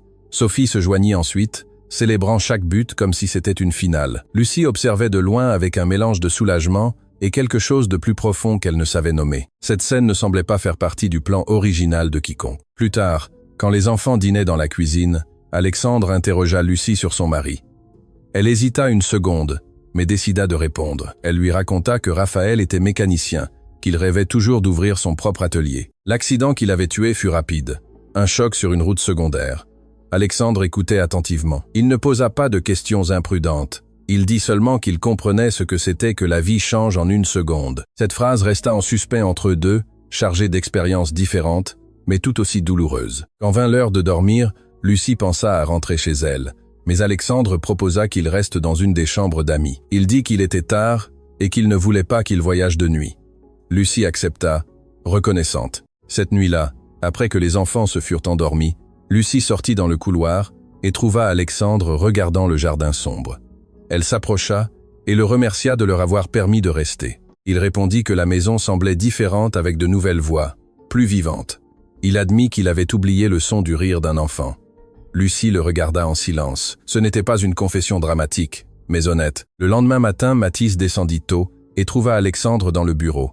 Sans peur, il commença à lui poser des questions sur l'entreprise, sur la façon dont on construit de grands immeubles. Alexandre répondit avec patience, lui expliqua des choses simples, en dessinant sur une feuille. Lucie, depuis la porte, observait cette scène qu'elle n'aurait jamais imaginée quelques semaines auparavant. Alexandre n'était pas seulement plus ouvert avec elle, il l'était aussi avec le monde qu'elle apportait avec elle. Cette cohabitation commença à se répéter certains jours, pas toujours, mais suffisamment pour qu'elle devienne naturelle. Les enfants cessèrent de le voir comme le monsieur sérieux en fauteuil roulant et commencèrent à le voir comme quelqu'un qui pouvait raconter des histoires, même courtes. Alexandre commença à ajuster ses horaires pour coïncider parfois avec la sortie de l'école, demandant comment ils avaient passé leur journée. Ce n'était pas un changement exagéré. Il avait encore des moments de tension. Il continuait de gérer l'audit et la confrontation avec Richard. Mais au milieu de tout cela, la présence de Mathis et Sophie ouvrit un espace qui n'existait pas avant. Et Lucie le remarqua non seulement parce qu'il souriait un peu plus, mais parce qu'il commençait à parler de l'avenir sans s'en rendre compte. Un jour, il mentionna que s'il parvenait à stabiliser l'entreprise, il voulait investir dans des projets qui aideraient les familles modestes. Mathis écouta et dit qu'il voulait être ingénieur. Alexandre répondit qu'il devrait alors beaucoup étudier. Cette simple conversation éclaircit quelque chose qu'aucun des adultes ne dit à voix haute. Alexandre ne parlait plus comme un homme résigné à rester enfermé. Il parlait comme quelqu'un qui commençait à imaginer au-delà de l'accident. Et dans cette nouvelle image, la famille de Lucie n'était plus une visite temporaire. Elle faisait partie de la scène. La présence de Mathis et Sophie à la maison devint plus fréquente, et cela ne plut pas du tout à Valérie. Bien qu'elle tentât de le dissimuler lorsqu'elle se croisait dans le salon ou le jardin, son malaise était évident. Un après-midi, elle arriva sans prévenir, juste au moment où Alexandre était en pleine séance de thérapie intensive. Depuis des semaines, il avait augmenté le niveau des exercices. Ce n'était plus seulement de brefs essais sur les barres. Il travaillait maintenant la force des jambes avec un appui spécial et des exercices d'équilibre plus exigeants. Ce jour-là, il était concentré, transpirant, serrant les dents pour tenir quelques secondes de plus que d'habitude. Lucie était à ses côtés, attentive à chaque mouvement, prête à le soutenir s'il perdait l'équilibre. Le kinésithérapeute comptait à voix haute. 3 secondes, 4, 5. Ce fut sa meilleure tentative jusqu'à ce moment. Quand il se rassit, épuisé mais satisfait, Valérie applaudit lentement depuis la porte. Ce n'était pas un applaudissement sincère, c'était une moquerie déguisée. Elle dit que tant d'efforts étaient admirables, mais qu'il forçait peu, être trop quelque chose que les médecins avaient déjà jugé peu probable. Le commentaire tomba lourdement. Alexandre la regarda froidement. Il lui demanda de ne pas interrompre la séance. Valérie sourit en disant qu'elle ne s'inquiétait que pour sa santé. Puis elle demanda à lui parler en privé. Lucie eut un mauvais pressentiment. Quelques minutes plus tard, la voix de Valérie s'entendait plus fort que d'habitude dans le bureau. On ne comprenait pas tous les mots, mais le ton, oui. Elle parlait de risque, de stabilité, de décision responsable. Quand elle sortit, elle passa près de Lucie sans la regarder, mais murmura que « jouer à la famille parfaite » ne changeait pas la réalité. Cette phrase resta gravée. Le lendemain, quelque chose se produisit qui alluma toutes les alarmes. Le kinésithérapeute appela pour annuler la séance. Il dit qu'il avait reçu des instructions directes de suspendre temporairement le traitement jusqu'à nouvel ordre, sur recommandation médicale. Alexandre resta confus. Il n'avait reçu aucune nouvelle recommandation. Il appela le médecin immédiatement. Le médecin nia avoir donné cet ordre. Alors, qui l'avait fait? La réponse vint d'elle-même lorsque le thérapeute mentionna que l'appel provenait du bureau de l'entreprise, signé avec une autorisation administrative. Alexandre sentit le sang lui monter à la tête. Il ne cria pas cette fois-ci non. Sa voix sortit ferme quand il demanda qu'on lui donne le numéro d'où venait l'appel. C'était le même bureau où travaillait Richard et où Valérie passait une bonne partie de la journée. Lucie était présente lorsqu'il passa l'appel. Richard répondit avec une surprise apparente. Il dit qu'ils étaient juste préoccupés par le stress qu'Alexandre avait subi récemment, qu'il pensait que ralentir le rythme serait le mieux. Alexandre dit clairement que personne n'avait le droit de prendre des décisions médicales à sa place. Il raccrocha sans prendre congé. La maison redevint tendue. Ce même après-midi, Valérie apparut de nouveau, cette fois sans sourire. Alexandre ne lui laissa pas l'occasion de commencer la conversation. Il lui demanda directement si elle avait donné l'ordre d'annuler la thérapie. Elle répondit que oui, qu'elle l'avait fait en pensant à son bien-être. Elle dit qu'elle le voyait obsédé par l'idée de marcher alors qu'il devait accepter sa réalité. Cette phrase fut le déclencheur. Alexandre lui répondit que sa réalité ne regardait personne d'autre, que décider d'essayer ou non était son droit.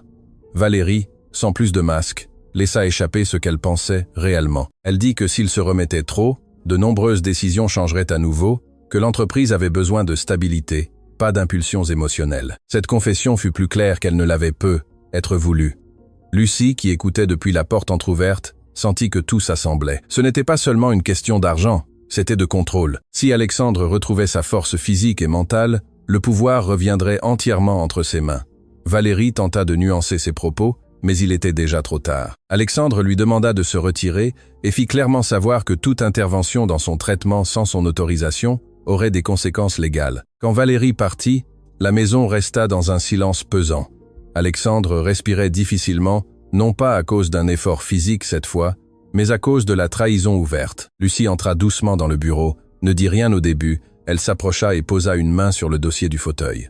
Alexandre parla le premier. Il dit que maintenant il comprenait qu'ils n'avaient pas seulement manipulé des comptes, ils avaient aussi essayé de le maintenir faible. Ce mot resta en suspens, faible, non seulement physiquement, mais aussi dans ses décisions. Lucie lui rappela que, malgré tout, il progressait, que personne ne pouvait lui enlever cela. Cette même nuit, Alexandre prit une décision ferme. Il changea immédiatement l'équipe médicale pour une équipe choisie directement par lui, sans intermédiaire. Il demanda également que l'audit soit étendu pour enquêter sur tout mouvement lié à des décisions personnelles prises en son nom. Marianne était dévastée, prise entre son mari et son frère, mais il n'y avait plus de place pour le doute. Le lendemain, la thérapie reprit avec plus d'intensité. Alexandre travailla avec une détermination qui frôlait l'obsession. Mais cette fois, ce n'était pas par fierté. C'était pour récupérer quelque chose qu'on avait voulu lui arracher. Lucie fut à ses côtés à chaque tentative.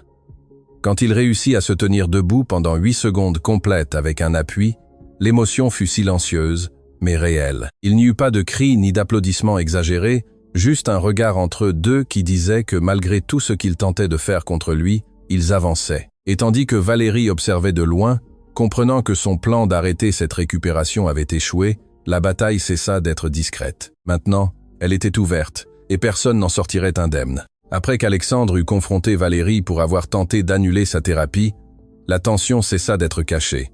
Désormais, tout était direct. Les regards, les silences, les réunions à l'entreprise. Il ne s'agissait plus seulement de soupçons, mais de mouvements clairs de pouvoir. Et au milieu de tout cela, Lucie commença à remarquer des détails qui auparavant étaient passés inaperçus. Un après-midi, alors qu'elle aidait Alexandre à ranger de vieux dossiers physiques qui avaient été apportés du siège social, elle trouva une petite boîte qui n'était pas étiquetée comme les autres. Alexandre lui demanda de l'ouvrir. À l'intérieur se trouvaient des copies de contrats, des rapports d'assurance et quelques documents personnels liés à l'accident. Parmi eux, une enveloppe qui semblait avoir été ouverte et refermée avec du ruban adhésif transparent. Alexandre fronça les sourcils. Il ne se souvenait pas d'avoir vu cette enveloppe auparavant. Lucie l'ouvrit avec précaution. À l'intérieur se trouvait une copie du rapport préliminaire de l'assurance du 4x4. Ce n'était pas le rapport final qu'ils avaient déjà examiné, mais un rapport antérieur plus technique. Alexandre commença à le lire en silence. Au fur et à mesure qu'il avançait, son expression changea. Dans ce rapport, il était mentionné que le système de freinage avait présenté une défaillance hydraulique avant l'impact. Il n'affirmait pas que c'était la cause directe, mais il signalait qu'il fallait vérifier si l'entretien récent avait été adéquat. Alexandre leva les yeux lentement. Il se rappela que, quelques semaines avant l'accident, Richard lui avait recommandé d'emmener le 4x4 dans un nouvel atelier, un qui disait avoir des tarifs plus bas parce que c'était un ami. Il accepta sans trop réfléchir. Il ne remit jamais cela en question. Lucie sentit que l'air devenait plus lourd dans la pièce. Elle lui demanda si ce détail figurait dans le rapport final. Alexandre secoua la tête. Dans le document officiel remis à l'assurance, seules les conditions climatiques et un éventuel excès de vitesse étaient mentionnés. Rien sur des défaillances mécaniques. Cela signifiait que quelqu'un avait eu accès au rapport préliminaire et avait décidé que cette partie ne parvienne pas à la clôture du dossier. La question n'était plus seulement financière, Elle était beaucoup plus profonde. Alexandre demanda d'appeler immédiatement l'assureur pour confirmer si ce document avait été livré complet à l'époque. La réponse fut claire. Le rapport préliminaire avait été envoyé au représentant légal désigné par la famille pendant qu'il était hospitalisé. Ce représentant avait été Richard. Le silence qui suivit fut long. Ce n'était pas encore une accusation directe, mais les pièces s'assemblaient de manière inquiétante. Ce même après-midi, Lucie décida de faire quelque chose à quoi elle pensait depuis des jours. Elle savait que Valérie ne lui faisait pas confiance et qu'elle la voyait comme un obstacle. Alors, au lieu de l'éviter, elle décida de l'affronter directement, mais calmement. Elle la trouva au bureau de l'entreprise le lendemain, examinant des papiers avec une secrétaire. Lucie demanda à lui parler seule. Valérie accepta, surprise par l'initiative. Dans le bureau fermé, l'ambiance devint immédiatement tendue. Lucie n'éleva pas la voix ni n'accusa. Elle demanda seulement pourquoi elle avait tenté de freiner la thérapie d'Alexandre et pourquoi il y avait des décisions administratives prises sans son consentement réel. Valérie la regarda froidement. Elle dit que ce n'était pas son affaire, mais Lucie ne recula pas. Elle lui parla du rapport préliminaire de l'accident, de la défaillance des freins, de la façon dont ce détail avait disparu du rapport final. Pour la première fois, Valérie perdit le contrôle de son expression pendant une seconde. Ce fut minime, mais suffisant. Puis elle tenta de se ressaisir. Elle dit qu'elle cherchait des problèmes là où il n'y en avait pas, qu'un accident est un accident. Mais Lucie n'était pas là pour discuter de théorie, elle voulait juste voir sa réaction, et elle la vit. Quand elle sortit de ce bureau, elle sut qu'elle avait touché un point sensible. Cette nuit-là, Alexandre l'écouta attentivement quand elle lui raconta la conversation. Il n'était pas surpris, il semblait plutôt confirmer quelque chose qu'il pressentait déjà. Il dit que si l'entretien du véhicule avait été manipulé et le rapport altéré, cela changeait tout, non seulement pour l'argent ou le pouvoir, mais pour l'intention derrière. Marianne fut appelée à la réunion.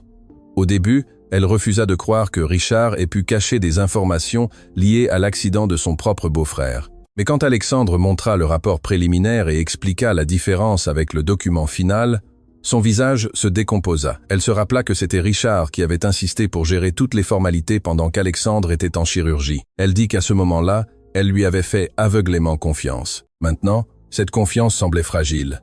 La nuit se termina par une décision claire.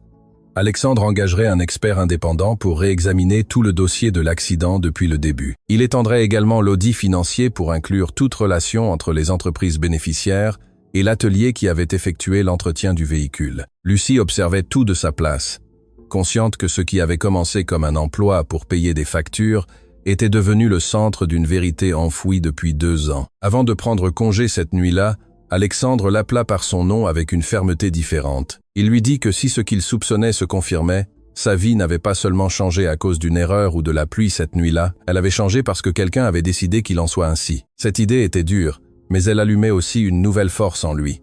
Il ne cherchait plus seulement à récupérer son entreprise ou à remarcher. Il cherchait la vérité complète. Et tandis que le silence emplissait à nouveau la maison, la sensation était claire. La révélation qu'ils étaient en train de déterrer n'allait pas seulement secouer l'entreprise, elle allait briser la famille en morceaux. L'enquête sur l'accident et les finances suivait son cours, mais ce matin-là, quelque chose de différent allait se produire. Cela n'avait rien à voir avec des documents ou des réunions tendues. Cela concernait le corps d'Alexandre et une promesse qu'il s'était faite en silence. La nouvelle équipe médicale avait ajusté la thérapie. Maintenant, il ne travaillait pas seulement la force, mais aussi la coordination et de petites impulsions dans les jambes qui auparavant semblaient impossibles. Lucie était à ses côtés comme toujours, mais ce jour-là, elle remarquait quelque chose de différent dans son regard. Ce n'était pas seulement de la détermination, c'était un mélange de peur et d'espoir qu'elle n'avait jamais vu auparavant. Le kinésithérapeute expliqua qu'ils allaient tenter quelque chose de plus exigeant. Il ne promettait pas qu'il marcherait, mais qu'il essaierait de se tenir debout avec moins de soutien. Ils placèrent les barres parallèles et ajustèrent les supports aux genoux. Alexandre respira profondément. Mathis et Sophie étaient dans le jardin avec Marianne, mais ils ne savaient pas ce qui se passait à l'intérieur. Lucie prit position sur le côté, prête à le soutenir s'il tombait. Le compte commença. 1, 2. Alexandre poussa avec les bras, mais cette fois l'impulsion ne vint pas seulement des bras. Ses jambes répondirent à peine, comme si elles s'éveillaient d'un long rêve. Il se leva, pas complètement ferme, mais plus droit que jamais. Le kinésithérapeute ajusta le support sans le lâcher. Alexandre tremblait. L'effort se lisait sur chaque muscle. Lucie sentit son cœur battre dans sa poitrine. 3 secondes. 4. 5. Cette fois, il ne s'effondra pas immédiatement. Il tint bon. Ses pieds touchaient le sol avec une pression réelle. 8 secondes. 10. Le kinésithérapeute lui dit d'essayer de faire un petit pas avec de l'aide. Alexandre hésita, ferma les yeux un instant, et ensuite il bougea son pied droit d'à peine quelques centimètres en avant. Ce fut minime, mais ce fut un mouvement clair. Le kinésithérapeute soutint son poids pendant que le pied gauche tentait de le suivre. Ce ne fut pas un pas propre ni élégant, mais ce fut un pas. Quand il se rassit, le silence emplit la pièce. Lucie avait les yeux brillants, mais ne pleura pas. Alexandre respirait comme s'il avait couru un marathon. Il ne sourit pas immédiatement, il regarda ses jambes comme si elles n'étaient pas les siennes. Puis il leva les yeux vers Lucie. Il ne dit rien, mais dans son expression, il y avait quelque chose qui n'avait jamais été là auparavant, de l'espoir réel. Pas une illusion, pas une phrase d'encouragement, quelque chose de concret. Le kinésithérapeute expliqua que cette avancée était le résultat de semaines de travail constant, que cela ne signifiait pas une récupération totale immédiate, mais que le corps répondait plus que prévu. Alexandre hocha la tête sans pouvoir beaucoup parler. Quand la séance fut terminée, il demanda quelques minutes seul avec Lucie. Elle s'approcha sans dire un mot. Il rompit le silence. D'abord, il dit que pendant 2 ans, il s'était convaincu qu'il ne ressentirait plus jamais le sol sous ses pieds, que chaque tentative ratée l'enfonçait davantage. Mais ce petit pas changeait quelque chose à l'intérieur, pas seulement physiquement. C'était comme si sa vie entière avait été figée au moment du choc. Et maintenant, pour la première fois, quelque chose avançait. Lucie lui répondit que ce pas était le sien, que personne ne le lui avait donné. Il secoua la tête. Il dit que si elle n'avait pas insisté pour continuer la thérapie alors que tout le monde voulait l'arrêter, il ne serait être pas là. Cet après-midi-là, quand Mathis entra en courant dans le bureau pour demander s'il pouvait jouer un moment, Alexandre l'appela, lui demanda de s'approcher. Avec une aide minimale, il réussit à se lever de nouveau, devant son fils non biologique, mais de plus en plus proche. Mathis ouvrit les yeux, surpris. Sophie resta immobile, regardant. Alexandre fit un autre petit pas, soutenu, mais visible. Les enfants ne comprenaient pas entièrement l'ampleur du moment, mais ils savaient que c'était important. Mathis sourit comme s'il avait vu un tour incroyable. Sophie applaudit sans réfléchir. Lucie porta une main à sa poitrine. Cette scène n'était pas prévue. Ce n'était ni une cérémonie ni une annonce publique. C'était quelque chose de simple et d'énorme à la fois. Plus tard, Marianne arriva et vit son frère debout pendant quelques secondes. Elle porta les mains à son visage. Elle était passée de l'incrédulité à la fierté en quelques secondes, mais tout n'était pas célébration. Pendant que la maison vivait cette avancée, dans l'entreprise, les tensions continuaient de croître. Richard apprit la nouvelle des progrès physiques d'Alexandre avec un geste qu'il tenta de dissimuler. Valérie, en revanche, ne cacha pas son malaise. Elle savait que chaque pas qu'Alexandre faisait ne le rapprochait pas seulement de la marche, il le rapprochait de la récupération totale du contrôle. Cette nuit-là, quand la maison retrouva son calme, Alexandre demanda qu'on l'emmène au jardin. Il voulait sentir l'air. Lucie l'accompagna. Ils s'arrêtèrent devant le grand arbre où, des semaines auparavant, il avait avoué ses doutes sur l'accident. Cette fois, l'ambiance était différente. Alexandre regarda le sol et dit que ce petit pas n'était que le début, qu'il restait encore beaucoup à affronter. L'audit, l'expertise de l'accident, la possible trahison, mais il ne se sentait plus immobile face à cela. Lucie le regarda en silence. Il tourna légèrement le fauteuil vers elle et dit quelque chose qui changea l'air entre eux deux. Il dit qu'il ne voulait pas seulement récupérer son entreprise ou sa capacité à marcher, il voulait récupérer la possibilité d'une vie différente. Et quand il dit cela, il ne détourna pas le regard de ses yeux. Ce ne fut pas une déclaration ouverte. Il n'y eut pas de promesses ni de grands mots, mais il était clair que ce pas n'était pas seulement physique, c'était le début de quelque chose qui allait au-delà de tout rapport ou confrontation. Et tandis que la nuit tombait sur le jardin, la sensation était évidente. Quelque chose s'était éveillé chez Alexandre que personne ne pourrait arrêter si facilement. L'avancée d'Alexandre, se tenant debout, changea l'ambiance de la maison, mais accéléra aussi tout ce qui était en suspens dans l'entreprise. Il n'y avait plus de place pour les retards. L'expert indépendant engagé pour examiner l'accident remit son premier rapport formel cette même semaine. Alexandre demanda que la réunion ait lieu dans le grand salon de la maison et non au bureau. Il voulait que Marianne, Richard et Valérie soient présents. Il demanda également que Lucie soit là, même si elle ne participait pas directement. Quand tout le monde fut assis, l'expert commença à parler clairement. Il expliqua qu'ils avaient examiné les registres de l'atelier où l'entretien avait été effectué quelques semaines avant le choc. Cet atelier était lié à une entreprise nouvellement créée dont les associés étaient indirectement connectés à une société financière liée au mouvement détecté lors de l'audit. Alexandre ne quitta pas des yeux le rapport. L'expert continua. Il confirma que le système de freinage présentait une manipulation d'une valve hydraulique qui aurait pu provoquer une réponse tardive dans des conditions de pluie. Ce n'était pas une défaillance naturelle due à l'usure, C'était une altération technique. Le silence devint pesant. Marianne porta une main à sa bouche. Richard tenta d'intervenir en disant que cela ne prouvait pas l'intention, que des erreurs mécaniques pouvaient survenir. Mais l'expert fut clair. La manipulation n'était pas accidentelle. Elle avait nécessité une intervention directe. Alexandre sentit que le monde se compressait dans cette pièce. Pendant 2 ans, il avait cru que tout était une combinaison de malchance et de décisions imprudentes. Maintenant, la possibilité était autre. Le rapport indiquait également que le paiement à l'atelier avait été effectué à partir d'un compte d'entreprise autorisé par Richard sous le concept d'entretien corporatif. Ce détail bouclait la boucle avec l'audit financier. Ce n'était pas seulement un détournement de fonds, c'était un réseau de décisions qui bénéficiait à des sociétés écrans, tout en affaiblissant la position d'Alexandre. Valérie rompit le silence en premier. Elle dit que c'était une accusation grave, sans preuve que Richard sût ce que faisait l'atelier. Alexandre la regarda sans ciller. Il lui demanda qui avait recommandé cet atelier. Valérie répondit que c'était Richard. La tension devint visible. Marianne se tourna lentement vers son mari. Richard commença à transpirer. Il tenta de se défendre en disant qu'il cherchait seulement à réduire les coûts et qu'il ne savait rien des manipulations, mais le rapport montrait que l'atelier avait reçu des paiements supplémentaires après l'accident, même après que le 4S4 eût été détruit. Cela n'avait pas d'explication logique. Alexandre parla avec un calme qui effrayait plus que n'importe quel cri. Il dit que pendant 2 ans, il avait cru que c'était son erreur, qu'il avait porté la culpabilité, la rage et la frustration, pensant qu'il s'était lui-même gâché la vie. Il regarda Richard droit dans les yeux et lui demanda s'il pouvait soutenir que tout était le fruit du hasard. Richard évita son regard. Marianne commença à pleurer en silence. Valérie se leva en disant qu'ils avaient besoin d'un avocat avant de continuer. Alexandre répondit qu'il l'avait déjà.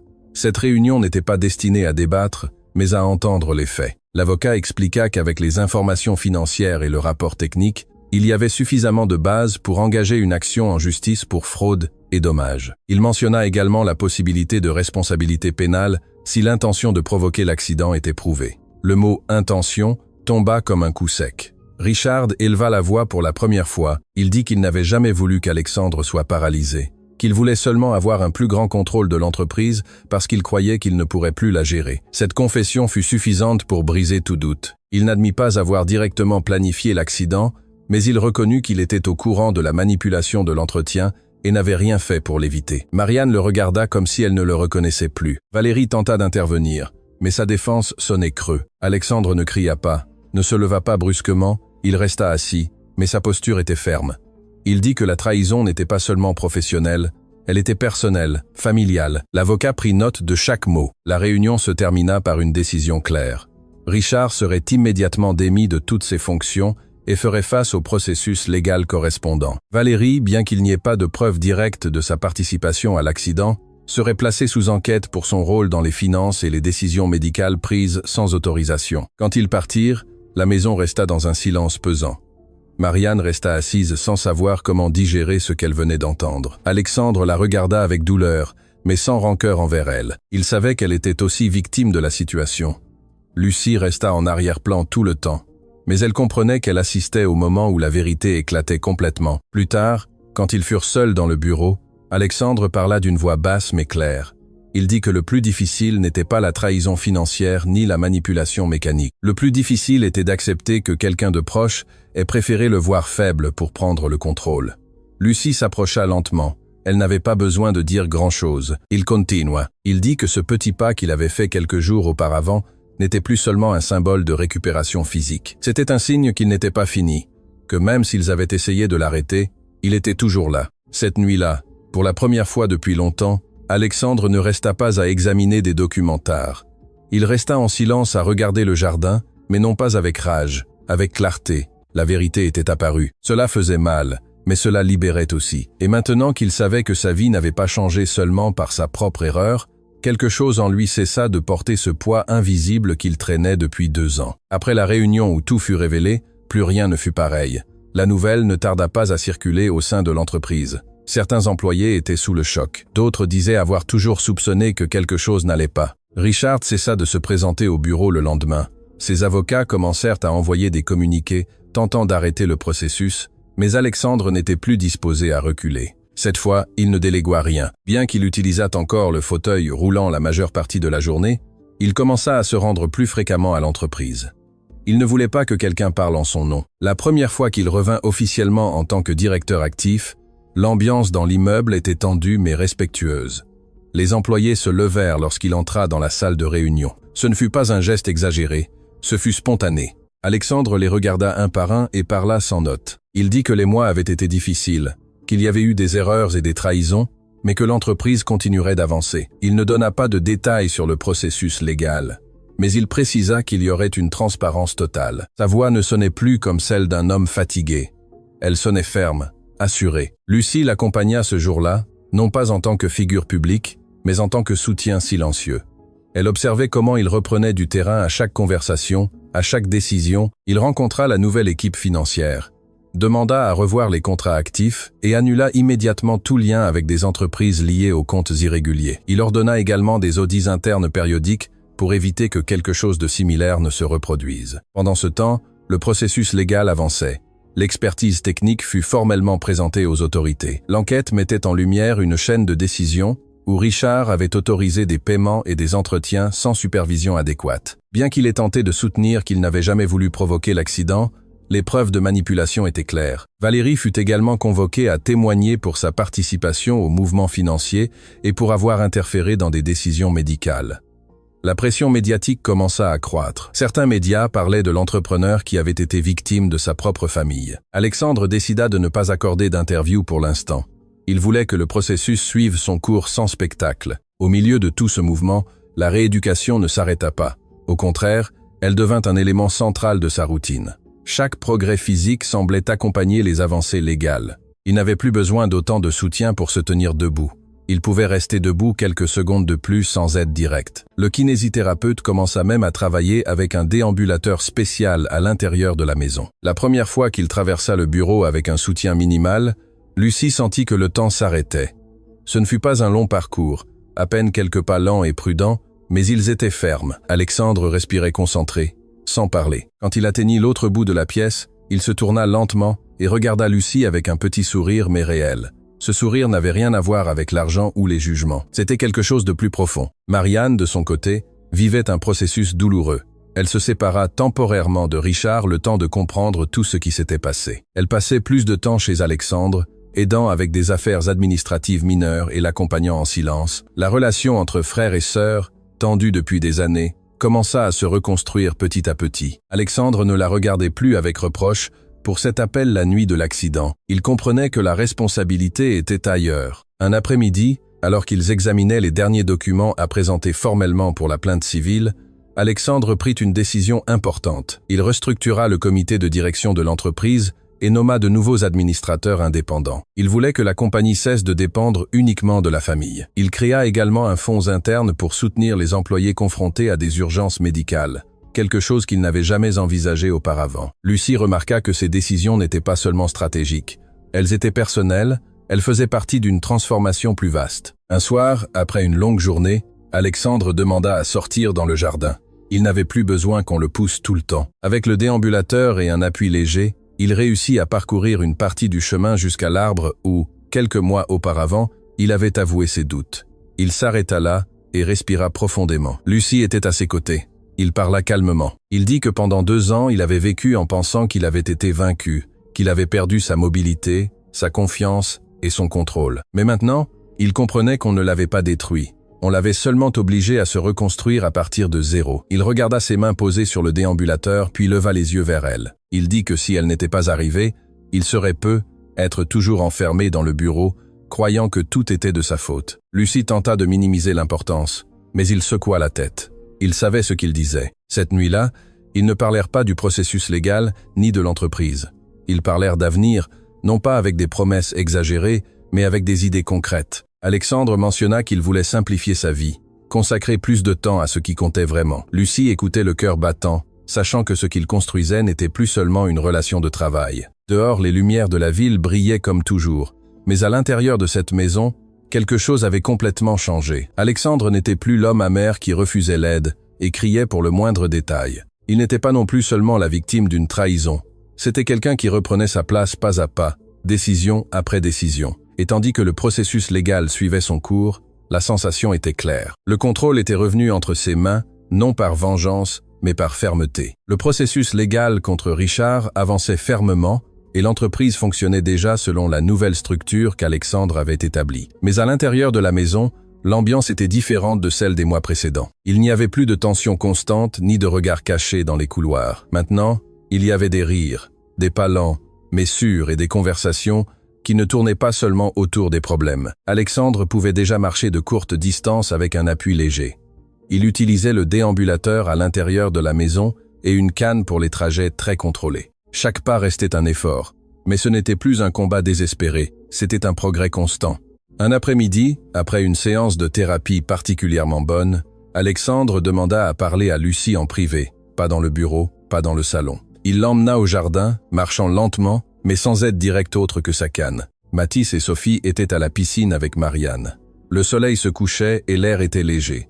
Alexandre s'arrêta devant l'arbre où tant de conversations importantes avaient eu lieu. Il respira profondément, ne semblant pas nerveux, mais sérieux. Il lui dit que lorsqu'elle était arrivée à sa porte, il était une version de lui-même qu'il ne reconnaissait pas, plein de rage, méfiant, fermé. Il confessa qu'au début, il avait pensé qu'elle partirait comme tout le monde, qu'il l'avait même poussée avec des mots pour qu'elle s'en aille. Mais elle était restée. Pas par pitié, pas par peur, elle était restée ferme. Lucie l'écoutait le cœur battant fort. Il continua. Il dit qu'elle ne l'avait pas seulement aidé à retrouver la force dans ses jambes, elle l'avait aidé à retrouver la clarté dans son esprit et dans son cœur, que grâce à elle, il avait affronté la vérité de l'accident et la trahison sans sombrer à nouveau. Il resta silencieux quelques secondes, comme cherchant les mots exacts. Puis il fut direct. Il lui dit qu'il ne voulait plus que sa présence à la maison soit seulement celle d'une aide-soignante, qu'il voulait qu'elle fasse partie de sa vie pour de bon, non pas comme un soutien temporaire, mais comme sa compagne. Lucie sentit que le monde s'arrêtait. Ce n'était pas une scène exagérée, il n'y avait pas de musique ni de genoux au sol. C'était une proposition simple et claire. Alexandre ne promit pas de choses impossibles, il dit seulement qu'il voulait marcher à ses côtés, même s'il apprenait encore à le faire.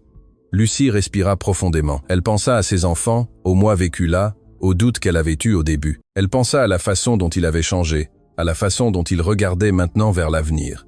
Elle ne répondit pas immédiatement, elle s'approcha et lui prit la main. Elle lui dit qu'elle aussi avait changé depuis son arrivée dans cette maison, qu'au début, elle ne pensait qu'à survivre, à payer les factures, mais qu'avec le temps, elle avait commencé à sentir qu'il y avait là quelque chose de plus grand, quelque chose de réel. Elle lui dit oui, non pas avec un cri, non pas avec des larmes incontrôlées, avec un sourire sincère qui en disait plus que 1000 mots. Les jours suivants furent discrets, mais heureux.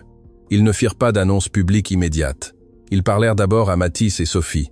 Alexandre s'assit avec eux dans le salon. Il leur expliqua qu'il voulait fonder une famille avec leur maman. Mathis le regarda sérieusement au début.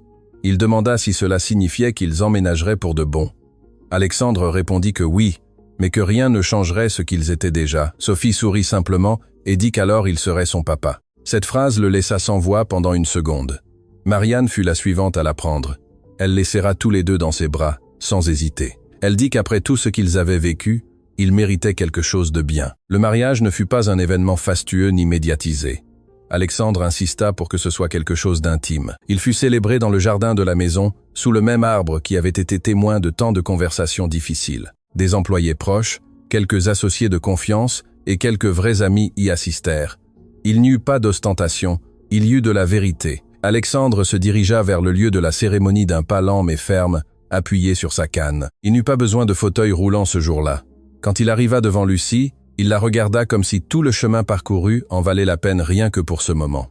Les vœux furent simples. Ils ne parlèrent pas de tragédie ni de trahison. Ils parlèrent de décision, de rester, d'avancer ensemble, même si le chemin n'était pas toujours droit. Mathis et Sophie étaient devant, tenant de petites fleurs. Quand le juge les déclara mari et femme, il n'y eut pas de feu d'artifice. Il y eut des applaudissements sincères et des sourires qui n'avaient pas besoin d'être exagérés. Cette nuit-là, la maison ne parut ni grande ni vide. Elle se sentit pleine. Des mois plus tard, la famille se consolida encore plus lorsque Lucie tomba enceinte. La nouvelle arriva sans planification stricte, mais fut accueillie avec une joie tranquille. Alexandre, qui avait un jour pensé que sa vie s'était arrêtée pour toujours, accompagnait maintenant son épouse aux consultations médicales, marchant à ses côtés d'un pas de plus en plus assuré. La naissance du bébé fut un autre moment qui marqua un avant et un après. Un enfant en bonne santé qui arriva dans une famille qui s'était construite à partir de la difficulté. Quand Alexandre tint son fils nouveau-né, il ne pensa pas au fauteuil roulant, ni à la trahison, ni à l'accident. Il pensa au présent. À l'avenir, l'entreprise restait stable. Le processus légal suivait son cours, mais il n'était plus le centre de tout. Maintenant, il y avait des dîners de famille, des devoirs scolaires, des projets simples pour le week-end. Alexandre continuait de travailler à sa rééducation, non par obligation, mais par conviction. Et chaque pas qu'il faisait dans la maison n'était plus un symbole de lutte, mais de continuité. La vie ne redevint pas celle d'avant l'accident. Elle fut différente, plus consciente, plus choisie. Et tandis que le jardin se remplissait des voix de 3 enfants jouant, Alexandre comprit que le choc qui faillit le détruire l'avait aussi mené, sans qu'il le sût, vers la famille qu'il n'avait jamais imaginé pouvoir encore avoir. Il semblait que tout avait enfin trouvé sa place. L'entreprise était stable. Le processus légal contre Richard avançait et à la maison, la vie avait un rythme tranquille. Alexandre marchait de mieux en mieux. Il n'utilisait plus la canne à l'intérieur de la maison et ne l'emportait que lorsqu'il sortait dans des endroits très fréquentés. Le bébé avait 6 mois et remplissait chaque recoin de rires et de pleurs. Mathis et Sophie s'en occupaient comme s'il s'agissait d'un trésor. Lucie semblait plus sereine que jamais. Si quelqu'un avait vu la scène de l'extérieur, il aurait pensé que la tempête était complètement passée, mais la vérité gardait encore une dernière pièce. Tout commença par un appel inattendu de l'avocat en charge de l'affaire pénale. Il dit qu'un nouveau témoin était apparu, lié à l'atelier qui avait manipulé le 4x4. Ce n'était pas un employé quelconque. C'était l'ancien associé du mécanicien principal, quelqu'un qui avait décidé de parler après que l'enquête eut commencé à se faire plus pressante. Alexandre demanda que la réunion ait lieu en personne. Lucie remarqua la tension sur son visage lorsqu'il raccrocha le téléphone. Ce n'était pas de la peur, c'était la sensation que quelque chose de plus était sur le point d'être révélé. Le lendemain, au cabinet de l'avocat, l'homme raconta ce qu'il savait. Il confirma que l'ordre de modifier la valve de frein n'était pas une décision isolée de l'atelier.